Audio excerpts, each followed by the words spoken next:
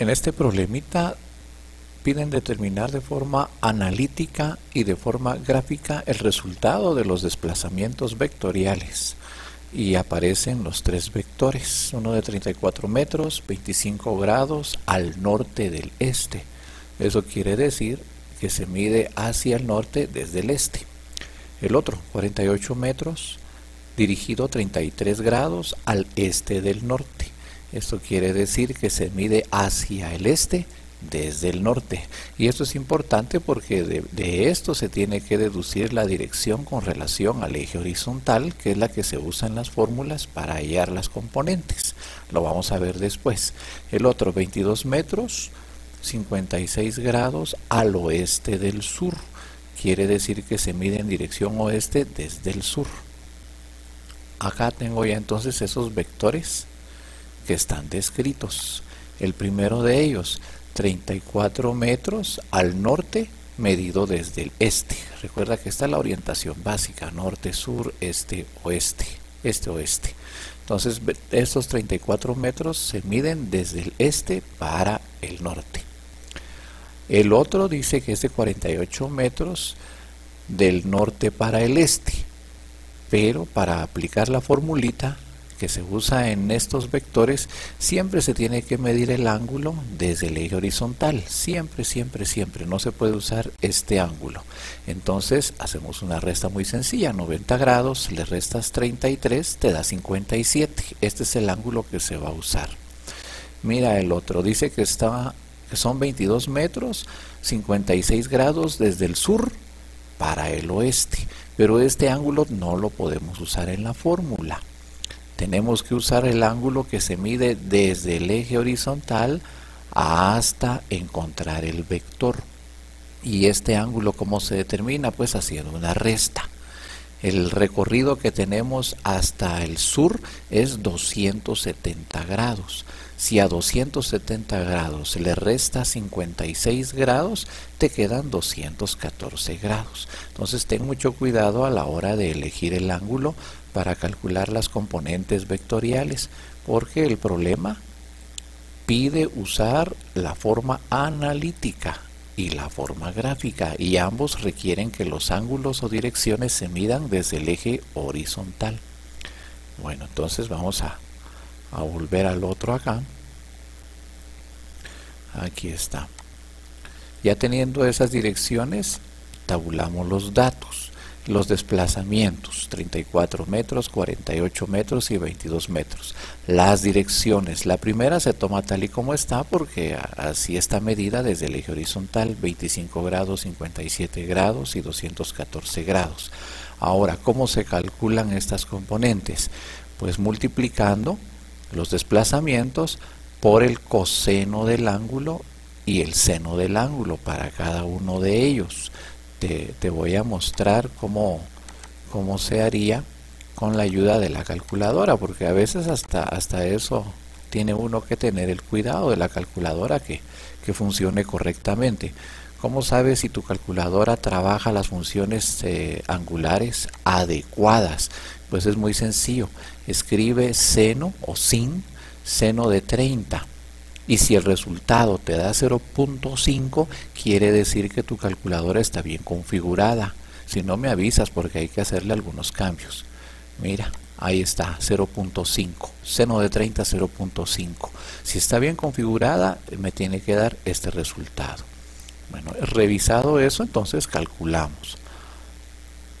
Mira acá, por ejemplo, 34 por coseno de 25. 34 por el coseno de 25 grados. Y esto igual, 30.81, que es lo que tú ves acá, 30.81. Ahora 34 otra vez por el seno. La componente X es para coseno y la componente Y es para el seno.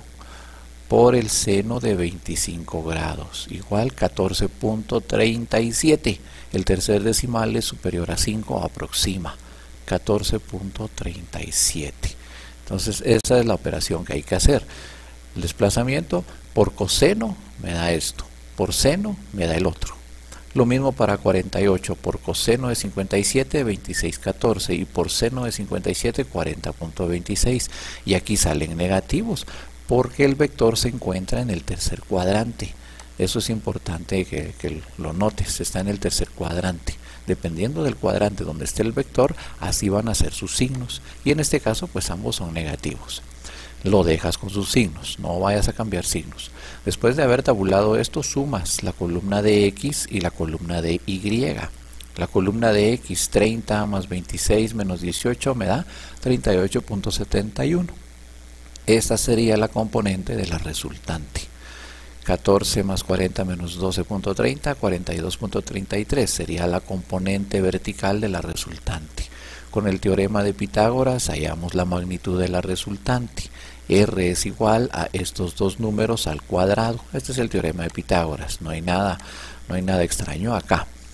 Haces la operación con mucho cuidado también, porque cuando hay raíces cuadradas pueden cometerse algunos errorcitos. Te recomiendo que hagas lo siguiente, que escribas 38,71 al cuadrado más 42,33 al cuadrado y des igual, no te adelantes a raíces cuadradas todavía, das igual 3290 y algunos decimales. Ahora raíz cuadrada y presionas la tecla ANS, que lo que hace es recuperar el último cálculo que hiciste.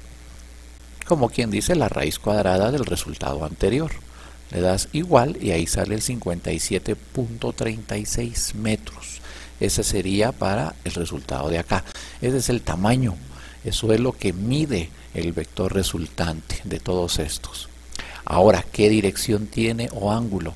Para eso está la formulita acá. El ángulo de la resultante tita o alfa, beta, gamma o cualquier otra letra del alfabeto que se use, no importa, es igual a la tangente inversa del cociente entre estas dos componentes. La componente y se divide entre la componente x y a eso le extraes tangente inversa. ¿Y cómo se hace eso?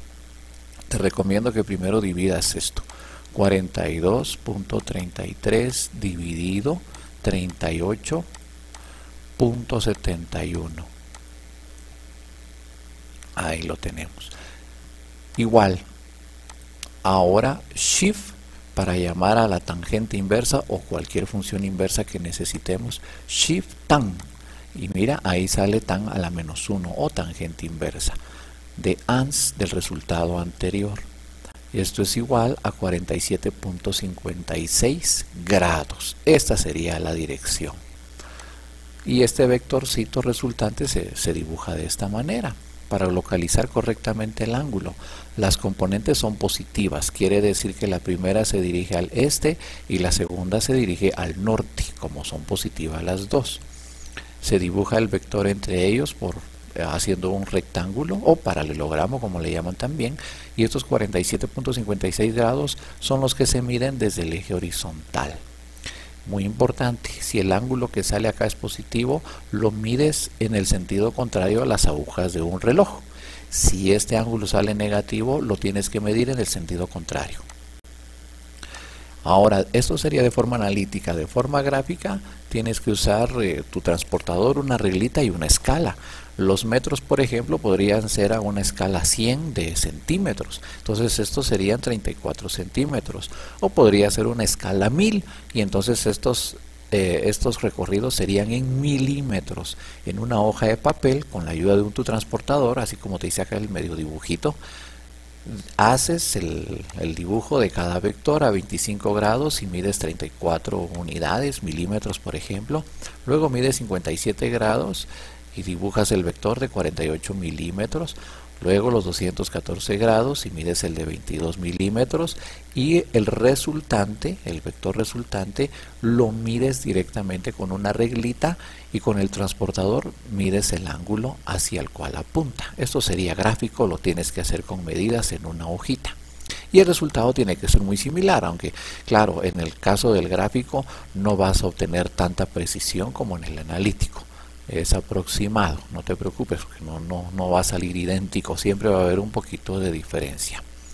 Ahora con las operaciones vectoriales, estos son vectores unitarios y J son componentes X, Y I es para X, J es para Y. Nos dan las componentes de los vectores y nos piden hacer estas operaciones.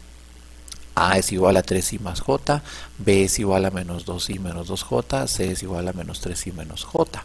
Entonces la resta A menos B va a ser igual a escribir 3i más j menos, porque es una resta, y dentro del paréntesis escribe las componentes de B, porque aquí va a haber un cambio de signos al hacer la resta.